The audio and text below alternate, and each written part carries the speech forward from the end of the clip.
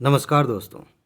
जिस तरीके से यूपीएससी का पैटर्न लगातार बदल रहा है, अगर उसको ध्यान में रखते हुए हम अपनी तैयारी के पैटर्न में बदलाव नहीं करते तो माफ़ करिएगा, मैं एक लाइन कह रहा हूँ, यूपीएससी एग्ज़ाम निकालना मुश्किल ही नहीं नामुमकिन हो जाएगा। आप देखिए किस तरीके से बदलाव आ रहे हैं, कंपटीशन का स्तर क्या है। अगर हम वही घिसे पीटे तरीके अपनाते रहे, जैसे तैसे आगे बढ़ते रहे, तो कैसे सफलता मिलेगी। आज की इस वीडियो में इसी पे बात करेंगे कि हमें अपनी तैयारी में क्या बदलाव करना चाहिए और किस तरीके से तैयारी करनी चाहिए। लास्ट में, इस वीडियो के लास्ट में मैं आपको एक स्पेशल टिप दूंगा जो अभी आपके लिए बहुत ज़्यादा ज़रूरी है। ठीक है, एक चीज़ मैं आपको बता दूं कि इस वीडियो का फॉर्मेट क्या होने जा रहा है। एक चीज़ तो आपको पता चल गई कि हम बात करेंगे कि इस नए पैटर्न के अनुसार हमें किस तरीके से अपनी तैयारी करनी है। लेकिन जो बातें मैं बताने जा रहा हूँ, वो जिस फॉर्मेट में बताने जा रहा हूँ उसे आप एक बार समझ लीजिए। हमारा दिमाग ऐसा है ना कि उसे कोई चीज़ सीधे सीधे बता दो, सिंपल तरीके से बता दो, तो वो हल्के में ले लेता है, वो उस पर काम नहीं करना चाहता। एग्जाम्पल के तौर पे मैं आपको बताऊं, मान लीजिए कोई व्यक्ति है, ऐसे एग्जाम्पल्स आपने सुने होंगे, जो कोई नशा करता है। ठीक है, डॉक्टर के पास गया, डॉक्टर कह रहा है कि आप ये नशा छोड़ दीजिए, नहीं तो आपकी सेहत को नुकसान हो जाएगा। अब उसका रिएक्शन क्या होगा यहाँ पे? हाँ ठीक है, अभी तो नहीं हो रहा है ना। लेकिन अगर डॉक्टर ये कहता है कि इसे छोड़ो नहीं तो कल तुम्हारी मौत हो जाएगी, तब उस व्यक्ति का दिमाग ठनकेगा, तब उस चीज़ को सीरियसली लेगा। यहाँ मौत वौत की बात नहीं है, यहाँ सफलता या असफलता की बात है। ये ऐसी बातें मैं बताने जा रहा हूँ जिनमें से किसी एक पॉइंट को भी अगर मिस किया तो सफल होना बहुत कठिन हो जाएगा। इसीलिए मैं इस तरह की चीज़ें बताने जा रहा हूँ कि ये गलतियाँ करने वाले बार बार फेल हो रहे हैं, और अगर दोबारा ये गलती हुई तो दोबारा फेलियर ही नसीब होगी। थोड़ा सा कड़वा लग सकता है, लेकिन दिमाग को जागृत करने के लिए, दोबारा से ज़िंदा करने के लिए हमें इसी रास्ते से होकर गुजरना पड़ेगा। नहीं तो आप कहेंगे अरे ये तो ठीक है, जान गए, काम करेंगे इस पे, इससे नहीं काम चलने वाला। ठीक है, तो मैं फिर से बात बता रहा हूँ कि इस तरह की गलतियाँ करने वाले फेल हो रहे हैं बार बार, अगले साल भी फेल होंगे, उसके अगले साल भी फेल होंगे। अगर आप चाहते हैं कि आप सफल हों तो निश्चित रूप से आपको इन गलतियों को अपने अंदर से निकालना होगा। हो सकता है कि इनमें से एक दो गलतियां आप कर रहे हों, लेकिन अभी आप एग्जामिनेशन हॉल में तो नहीं बैठे हैं ना, आप अभी सुधार कर सकते हैं। तो घबराइए नहीं, इन पर काम करिएगा। ठीक है, सबसे पहले, अब चूंकि जो गलती हम बता रहे हैं उसी को कैंसिल कर दें, उसके अपोजिट काम करें तो एक उपाय भी बन जाता है। सिलेबस और पैटर्न को बहुत सारे लोग इग्नोर कर रहे हैं। मैं बाकियों की बात नहीं कर रहा हूँ, मैं आपकी बात करूँ तो आप देखिए आप कर रहे हैं कि नहीं। जो लोग मेंस का सिलेबस ही नहीं जानते, वो मेंस में क्या पढ़ लेंगे ज़रा बताइए तो। हिस्ट्री, ज्योग्राफी, पॉलिटी, इकोनॉमी सारे विषय पढ़ लेंगे, लेकिन उसमें क्या पढ़ना था, किस तरीके से पढ़ना था, ये तो जाना ही नहीं। तो फिर पढ़ते रहिए, ब्रह्मांड में ज्ञान की कोई कमी है? और पैटर्न नहीं समझ पा रहे हैं। जैसे अभी देखिए पैटर्न बदला, उसकी गहरी समझ जिसकी नहीं होगी वो अगले साल सफल कैसे होगा। मैंने इस पे बाकायदा वीडियो बनाया था कि देखिए जो नया पैटर्न आया है, उस नए पैटर्न को, प्री की बात कर रहा हूँ, यूपीएससी प्री की, उस नए पैटर्न के सारे सवालों को हल करने का एक ये शानदार तरीका है। इस रास्ते से आप आसानी से हल कर सकते हैं। बहुत सारे दोस्तों ने कमेंट किया अब क्या फ़ायदा, अब बताने का क्या फ़ायदा। क्यों नहीं है भाई, आगे एग्ज़ाम नहीं देना है क्या? अगर आप छोड़ रहे हैं, छोड़ के भाग रहे हैं तो कोई बात नहीं, लेकिन जिन दोस्तों को फिर एग्ज़ाम देना है उन्हें तो समझना पड़ेगा कि पैटर्न किस तरीके से बदल रहा है। आप उसको ध्यान में नहीं रख रहे हैं और पढ़ाई किए जा रहे हैं, तो किस बात की पढ़ाई कर रहे हैं? आप अपने दिमाग से कहिए कि यहाँ पे, क्योंकि हम जब सिलेबस की बात करते हैं, पैटर्न समझने की बात करते हैं ना, प्रीवियस ईयर के क्वेश्चंस देखने की, तो दिमाग कहता है कि यार यहाँ जितना समय लगाएंगे ना, उतने में हम एक विषय पढ़ लेंगे, उतने में हम ये कर लेंगे, वो कर लेंगे। कर तो बहुत कुछ सकते हैं, लेकिन बात यह है कि क्या आप वो कर रहे हैं जो अनिवार्य है, जो ज़रूरी है। ये नींव है आपकी तैयारी की। ये जो पैटर्न है, सिलेबस, इसकी समझ रखना आपकी तैयारी का आधार है। इसके बिना आप क्या, कौन सी बिल्डिंग बनाएंगे जब आधार ही नहीं रहेगा? क्या तैयारी कर लेंगे? ये चीज़ आप ध्यान रखिए कि आप मेंस, अभी तो समय है, आप मेंस के सिलेबस को बहुत अच्छे से समझने की कोशिश करिए। चैनल पे हमने विश्लेषण भी किया हुआ है, प्लेलिस्ट बनी होगी, आप देख सकते हैं। और पैटर्न पे तो लगातार बात हम कर ही रहे हैं। जो लोग इसको इग्नोर करके तैयारी कर रहे हैं उनका रास्ता क्लियर है, वो जाएंगे, एग्ज़ाम भी देंगे, और रिजल्ट क्या होगा आप समझ सकते हैं मैं क्या कहना चाह रहा हूँ। इसके बाद सिर्फ पढ़ाई ध्यान में है रिवीजन का कोई प्लान नहीं है। हम साल भर पढ़ रहे हैं, पढ़ते ही जा रहे हैं, नई नई चीज़ें पढ़ रहे हैं, एक के बाद एक पढ़ रहे हैं। कुछ दोस्त आप ऐसे मिल जाएंगे, कहें भैया ये हमने किताब पढ़ ली, इसके बाद क्या पढ़ें? सर हमने एनसीईआरटी पढ़ ली, उसके बाद क्या पढ़ें? सर हमने पॉलिटी लक्ष्मीकांत पढ़ ली, उसके बाद क्या करें? कोई ये नहीं कहता हुआ मिलेगा कि सर हमने इसको 20 बार रिवाइज़ कर लिया है, अब समझ में नहीं आ रहा है कि इसमें बचा ही क्या है, अब क्या पढ़ें। ऐसे नहीं फीलिंग आती, ऐसी कोई बात ही नहीं करता कि इस किताब को मैंने इतनी बार रिवाइज़ कर लिया, इतनी बार कर लिया है कि सपने में भी कोई मुझसे पूछे तो मैं एक एक लाइन बता सकता हूँ, इतना रिवाइज़ कर लिया, अब मैं क्या पढ़ूँ। ऐसी फीलिंग ही नहीं आती। क्यों? क्योंकि हमारे पास इसकी कोई प्लानिंग ही नहीं है। हमें लगता है पढ़ते जाओ, बाद में रिवाइज़ करेंगे। ये बाद पता नहीं कितने बाद है कि समझ में नहीं आता, तो कभी आता ही नहीं। माफ़ करिएगा, मैं इस तरीके से बात नहीं करता हूँ नॉर्मली, लेकिन आपके दिमाग को थोड़ा-सा तो जगाना पड़ेगा। तो हो सकता है कि मैं थोड़ा-सा रुख मेरा जो है कड़वा हो या फिर रूखा मैं बोल रहा हूँ, लेकिन कोई बात नहीं, आपका फ़ायदा होना चाहिए। तो ये चीज़ है, आपकी प्लानिंग में ये चीज़ शामिल क्यों नहीं है? आप क्यों नहीं इस तरीके से पढ़ें कि आप सोच के चलें कि एग्ज़ाम से 4 महीने पहले तक सब कुछ मेरा हो जाना चाहिए पढ़ाई के मामले में, फिर रिवीज़न और प्रैक्टिस ही बचता है। हालाँकि प्रैक्टिस तो उसके पहले भी होनी चाहिए, अभी हम बात करेंगे उस पे। जो लोग सिर्फ़ पढ़ाई कर रहे हैं, रिवीज़न नहीं कर रहे हैं, उनका कुछ नहीं होने वाला। क्योंकि एग्ज़ाम जब आप एग्ज़ाम में बैठे हैं, कौन सी चीज़ें ध्यान में आएंगी जिनको आपने बार बार ध्यान में लाया है पहले से रिवाइज़ करके। अदरवाइज़ वही टॉपिक जो आपने पढ़ा था पूछ लिया गया, कुछ समझ में नहीं आ रहा कि इसका करना क्या है। क्यों नहीं समझ में आ रहा? पढ़ाई तो की थी, आ जानी चाहिए थी। इसलिए नहीं आ रही है क्योंकि आपने रिवाइज़ नहीं किया था, आपने उन चीज़ों को बार बार देखा नहीं था। तो आपको रिवीजन तो करना पड़ेगा। अभी से जो पढ़ रहे हैं, जितना पढ़ रहे हैं, उसी को बार बार रिवाइज़ करते रहिए। मान लेते हैं कि एक एक विषय में 10 चैप्टर्स है, मान लेते हैं।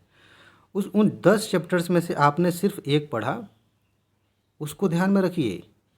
इसमें से एक चैप्टर हमने पढ़ लिया, उसको बार बार ध्यान में लाते रहिए। एक पढ़ लिया, एक पढ़ लिया, एक पढ़ लिया, 2 पढ़ लिया, अच्छा 2 ध्यान में लाते रहिए। बाकी 8 अभी बाकी हैं, लेकिन 2 पढ़ा है ना, उनको ध्यान में लाते रहिए। बीच बीच में भूल जाए तो उसको देखा करिए। धीरे धीरे करते करते पूरी किताब आप रिवाइज़ करेंगे। लेकिन हम क्या सोचते हैं, सब कुछ पढ़ लेंगे तब रिवाइज़ करेंगे, और सब कुछ का कोई अंत नहीं होता। आप अपने रिवीजन का प्लान बनाइए, लेकिन फिर भी कुछ चीज़ें और हैं जिनको ध्यान में रखेंगे तो और ज़्यादा आप जो है स्पेसिफिक हो पाएंगे। जैसे आप रिवीजन तभी कर पाएंगे ना जब आपका स्टडी मटेरियल सीमित हो। हम साल भर लगे रहते हैं, एग्ज़ाम के 1 महीने पहले तक खोज रहे होते हैं कि कुछ मिल जाए, पीटी 365 टाइप की कुछ चीज़ें मिल जाएँ और हम जल्दी से उसको रिवाइज़ कर लें, जल्दी से पढ़ लें। ये किताब आई है, वो नई किताब आ गई, वो मैगज़ीन आ गई, ये इकट्ठा करते रह जाते हैं। तो आप रिवीजन कैसे करेंगे? ज़रूरत से ज़्यादा स्टडी मटेरियल के चक्कर में बहुत सारे लोग फेल हो रहे हैं। हो सकता है ज्ञान उनके पास बहुत हो सकता है बहुत सारे तथ्य रट लिए हों, लेकिन इससे कोई फ़ायदा नहीं हो रहा है। आपके पास लिमिटेड स्टडी मटेरियल होना चाहिए और उसी को बार बार रिवाइज़ करिए, क्योंकि जितने ज़्यादा किताबों के चक्कर में जाएंगे उतनी ज़्यादा दिक्कतें होंगी, उतने ज़्यादा रिवीजन करना मुश्किल हो जाएगा, चीज़ों को दिमाग में रखना मुश्किल हो जाएगा, और सही मायने में आपका संतुलन भी बिगड़ जाएगा। आप फिर ऐसे ही हवाबाजी करने लगेंगे, लेकिन तैयारी कुछ नहीं होगी। आपका स्टडी मटेरियल बहुत ही ज़्यादा सीमित होना चाहिए, बहुत सीमित होना चाहिए। अभी देखिए बहुत सारे लोगों को यकीन ही नहीं हो रहा है। एक कमेंट आया था, मैंने सबूत वाली वीडियो बनाई, ठीक है, वो कमेंट अभी भी पड़ा हुआ किसी मित्र का। मैंने थोड़ा सा स्टडी मटेरियल आपको दिया था। यूपीएससी में 54 क्वेश्चंस लड़ाए हैं। लड़ाना ठीक नहीं करना होगा, हम ये कह सकते हैं कि 54 क्वेश्चन ऐसे पूछे गए जिनको हमने पढ़ा है। मैंने आपको नोट दिए, यूट्यूब पे वीडियोस पड़ी हुई हैं। किसी दोस्त ने कहा कि ऐसा भी तो हो सकता है कि एग्ज़ाम के बाद आपने पीडीएफ में लिख दिया हो। हैं, शक हो रहा है कि ऐसा कैसे हो सकता है। आपको उससे सीखना चाहिए। अगर आप नोट नहीं ले रहे हैं तो भी कम से कम सीखना चाहिए कि बस इतना ही पढ़ के और 54 क्वेश्चन यहाँ से आ गए, ये कोई छोटी मोटी बात थोड़ी है। तो आपको अपना स्टडी मटेरियल सीमित रखना है, और सीमित रखने का पैरामीटर क्या हो सकता है, किन चीज़ों को आप ध्यान में रखेंगे, उसके बारे में हम खूब बात करते हैं इस चैनल पे, कि आपको थोड़ा ही पढ़ना है, इतना ही पढ़ना है। आपने जो किताबें ख़रीदी हैं उन किताबों में भी बहुत कुछ छोड़ देना है, कुछ ही चीज़ें पढ़नी है, सब कुछ पढ़ने के लिए नहीं है। लेकिन वो कब होगा? जब हमने ऊपर बात की, जब आप पैटर्न को समझ रहे होंगे, जब आप जान रहे होंगे कि कहाँ से कितना पढ़ना है। इस पर फोकस करिए। आप पहचानिए इसमें। अगर आपके 1 हफ्ते 2 हफ्ते का समय भी लग जाता है यह समझने में या जानने में कि पैटर्न क्या है, क्या पढ़ना ज़रूरी है, कितने से काम चल जाएगा, कोई बात नहीं, आपका बाकी का साल भर का समय बच गया। आप उस बचे हुए समय में इन चीज़ों को बार बार रिवाइज कर सकते हैं, लेकिन इसे खुला हुआ मत रखिए कि जब मर्जी जो कोई सलाह दे दे वो हम लेके पढ़ना शुरू कर देंगे, फिर दिक्कत हो जाएगी। समझ रहे हैं? आगे चलते हैं। बाकी स्टडी मटेरियल की बात मैंने की है, तो पीडीएफ नोट्स की लिंक मैं आपको नीचे दे रहा हूँ, आप चाहें तो एक बार देख सकते हैं कि इसमें क्या है, और आपको समझ में आता है तो ले भी सकते हैं। लेकिन अभी जो हमारा ध्यान है वो इस पे है कि अभी नए पैटर्न के अनुसार हमें किस पर ज़्यादा ध्यान देने की ज़रूरत है और किन चीज़ों को इग्नोर करने की ज़रूरत है। उन्हीं में से एक है अभ्यास को परीक्षा के दिन के लिए छोड़ना। इस अभ्यास का मतलब मेंस आंसर राइटिंग भी है, प्रीलिम्स की प्रैक्टिस भी है, सीसेट के प्रश्नों को हल करना भी है, ये सब कुछ है। हम क्या कर रहे हैं, आप क्या कर रहे हैं, ध्यान से देखिए आपका दिमाग इसमें क्या कह रहा है। हम ये सोचते हैं कि अभी पढ़ लेते हैं, थोड़ा और पढ़ लेते हैं, थोड़ा और ज्ञान इकट्ठा कर लेते हैं, आंसर राइटिंग करने बैठेंगे दिमाग कहेगा कि अरे अभी तो कुछ पढ़ा ही नहीं है, और पढ़ के आएंगे तब आंसर राइटिंग करेंगे। टेस्ट सीरीज देने बैठेंगे, प्री के लिए टेस्ट हल करने बैठेंगे कि अरे इस चैप्टर की समझ थोड़ी कम है, क्वेश्चन ज़्यादा गलत हो जाएंगे, पढ़ लेंगे तब। बहाने तो हज़ारों हैं, लेकिन मुझे ये बात समझ में नहीं आती। आप भी कभी ईमानदारी से अपने आप से पूछिएगा, जो लोग अभ्यास नहीं करते, जो लोग प्रैक्टिस नहीं करते, वो किस हक से ये बात कह सकते हैं एग्ज़ाम के बाद कि हमने बहुत मेहनत की थी और फेल हो गए? क्या सही मायने में उनको अधिकार है ये बात कहने का? कहाँ मेहनत की थी, किस बात पे मेहनत की थी? आप कह रहे हैं कि हमने मेहनत की थी। जो भी व्यक्ति ये बात कहता है, प्रैक्टिस की नहीं, ना मेंस की, ना प्रीलिम्स की, ना सीसेट की, और कह रहे हैं हमने साल भर मेहनत की। ये तो उसी तरह की बात हो गई जैसे मान लीजिए कोई व्यक्ति साइकिल की रेस में भाग लेना चाहता है, ठीक है, और साल भर बैठ के वो साइकिल का पैडल देख रहा है, उसका चेन कैसा देख रहा है, उसमें तेल डाल रहा है, और कभी कभी हाथ से ऐसे घुमा के पैडल देख रहा है पहिया नाच रहा है कि नहीं। साल भर पूरी स्टडी की है साइकिल क्या होती है, घंटी बज रही कि नहीं, ब्रेक लग रहा है कि नहीं, ये सब किया। और जब रेस हुई और हार गया तो कह रहा है कि साल भर मैंने मेहनत की थी, मैं रेस हार गया। ये बात कहीं से भी दिमाग में घुसती है कि ये क्या, मतलब एक तरह की बकवास ही तो है। हम तब कहते कि उस व्यक्ति ने मेहनत की जब उस साइकिल साल भर चलाता, उसका अभ्यास करता साइकिल चलाने का, तब वो रेस में अगर हार जाता तो हम मानते कि इसने बहुत मेहनत की थी। फेल होने वालों में ज़्यादातर लोग ऐसे हैं जो कह तो रहे हैं कि हमने बहुत मेहनत की थी, लेकिन अभ्यास नहीं किए, सिर्फ पढ़ने को ही मेहनत कर रहे हैं, सिर्फ किताबें लेकर बैठ गए हैं, पढ़ रहे हैं, याद कर रहे हैं, उसी को मेहनत समझ रहे हैं। वो मेहनत नहीं है। हाँ, मेहनत का हिस्सा है लेकिन सब कुछ नहीं है। असली बात तो ये है कि जब आपने पढ़ लिया तो उसका अभ्यास किया कि नहीं, उस पैटर्न पे प्रश्नों को हल किया या नहीं, ये बहुत ज़रूरी है। आप अभी से अपने प्लान में शामिल करिए कि अभ्यास कितना करना है। मेंस के लिए कब कब आंसर राइटिंग करनी है, कब ऐसे लिखना है, अपने ऑप्शनल पेपर पे ध्यान देना है, उस पर भी कुछ प्रश्न हमें हल करने चाहिए, निबंध भी बीच बीच में लिखना है, सीसेट के लिए भी प्रैक्टिस करनी है, प्री के कुछ तथ्यों को पढ़ लिया है तो उस पर क्वेश्चन हल करना है। ये सारी चीज़ें आपके प्लान में होनी चाहिए। अचानक से थोड़ी होगा, अचानक से नहीं होगा। ऐसे लोग जब प्री निकाल लेते हैं ना तो ऐसा लगता है कि अब इनके सामने पहाड़ आ गया है, अब क्या करेगा उसका, क्योंकि कभी अभ्यास किया नहीं, समझ में नहीं आता क्या करेंगे, फिर हड़बड़ाहट में मेंस देते हैं, फेल हो जाते हैं। समझ रहे हैं? इसके अलावा एक और बात है, किसी एक पक्ष पर ज़रूरत से ज़्यादा समय और ध्यान, ये चीज़ ले डूबेगी। जो एग्ज़ाम है, जो परीक्षा है, उसका पैटर्न आप देख ही रहे हैं, उसमें क्या क्या बातें शामिल है ये आप देख ही रहे हैं। तो किसी एक चीज़ पर फोकस करके वो चीज़ हासिल भी हो गई तो क्या हुआ, कुछ तो नहीं मिला। किसी एक चीज़ का मतलब मैं बता रहा हूँ, कुछ लोग उनके दिमाग में बैठ गया कि मेंस की तैयारी ज़रूरी है, तो मेंस की तैयारी में किसी एक चीज़ को पकड़ लेंगे। अगर अपना जैसे जीएस के क्वेश्चंस देख रहे हैं तो उसी पर ही फोकस लगा रखे हैं, उसी के टॉपिक्स पढ़ रहे हैं, उसी के नोट्स बना रहे हैं, सारी चीज़ें कर रहे हैं। ऑप्शनल पकड़ लिया तो उस पर ज़्यादा फोकस कर रहे हैं, या फिर चलिए मान लेते हैं कि मेंस में इन सारी चीज़ों को ले रहे हैं और प्री को इग्नोर कर दिया। इससे नहीं काम चलता है। आपको देखना पड़ेगा कि इस एग्ज़ाम के कितने हिस्से हैं, कितना किसका महत्व है, कब, समय के अनुसार भी, क्योंकि एग्ज़ाम जब जैसे मान लीजिए प्री एग्ज़ाम करीब है तो निश्चित रूप से उस समय प्री का महत्व बढ़ जाता है।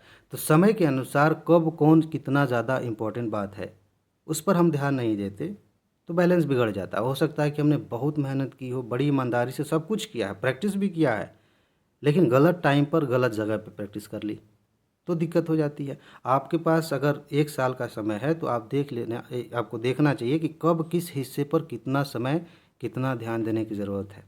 अदरवाइज़ बस ऐसे ही पढ़े जा रहे हैं पढ़े जा रहे हैं, इससे कुछ होता थोड़ी है।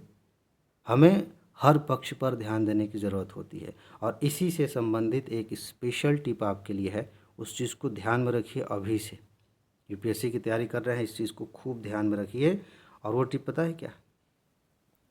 पहले से आपसे कहा जाता था कि मेंस की तैयारी करिए और उसी के तहत आपका प्री भी तैयार हो जाएगा। असली तैयारी तो मेंस ही है।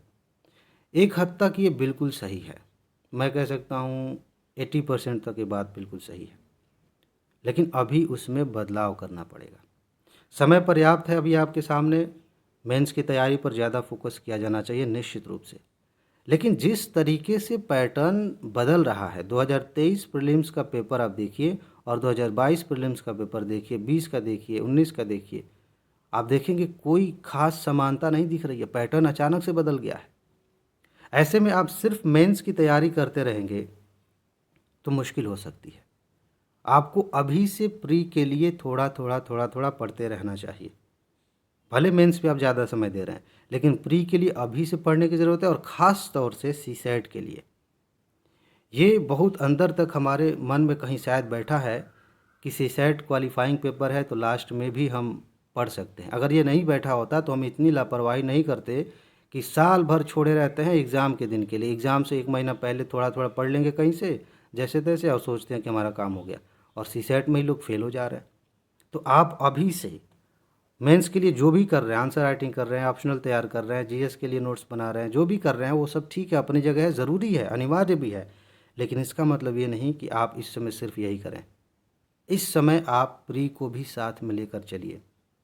पहले वो होता था कि प्री की समझ मेंस की समझ जो है प्री में काम आती थी, अभी भी आ रही है थोड़ी बहुत, लेकिन इस समय जो है ना एक अजीब तरीके से क्वेश्चंस बनाए जा रहे हैं। उसके लिए आपकी प्रैक्टिस प्री की अभी से होनी चाहिए, रिवीजन अभी से होना चाहिए, और महत्वपूर्ण टॉपिक्स तो बहुत ज़्यादा ज़रूरी है ताकि आप जान सकें कि यहाँ से क्वेश्चन आना है, उसी पर आप फोकस करेंगे ज़्यादा तो चाहे कितना भी घुमा दिया जाए आप आसानी से हल कर लेंगे। और दुनिया भर की चीज़ें पढ़ते रहेंगे और क्वेश्चन पूछ लिया गया उसी में से किसी एक पे आपने ध्यान दिया नहीं पर्याप्त, तो फिर वैसे ही खड़े के खड़े रह जाएंगे, समझ में नहीं आएगा क्या करना है। ठीक है, तो ये स्पेशल टिप है कि आप मेंस की तैयारी करते रहिए, लेकिन साथ साथ अभी प्री की तैयारी करिए। और एग्ज़ाम से 3 महीने पहले मान सकते हैं, जिनकी मेंस की तैयारी बहुत अच्छी है तो वो थोड़ा सा अपने हिसाब से आगे पीछे कर सकते हैं, लेकिन मोटे तौर पे 3 महीने पहले तो आपको सब छोड़ छाड़ के प्री की तैयारी में लग जाना चाहिए पूरी तरह से, एग्ज़ाम से, प्री एग्ज़ाम से पहले। लेकिन उसके पहले मेंस और प्री साथ में लेके चलिए। ठीक है जी। बाकी पीडीएफ नोट्स के बारे में मैंने बताया है कि अब आपको जानकारी चाहिए, पीडीएफ नोट लेना है तो इस वीडियो के कमेंट बॉक्स में आप जाएंगे, ऊपर पिन किया हुआ एक लिंक है, उसे आप देखेंगे, पूरी जानकारी आपको मिल जाएगी। ठीक है जी। तो बस इसमें इतना ही है। अपना ख्याल रखिए, खुश रहिए, मस्त रहिए, मुस्कुराते रहिए, जल्दी से सफल होइए और ज़िंदगी को एंजॉय करिए। आगे मिलते हैं। नमस्कार।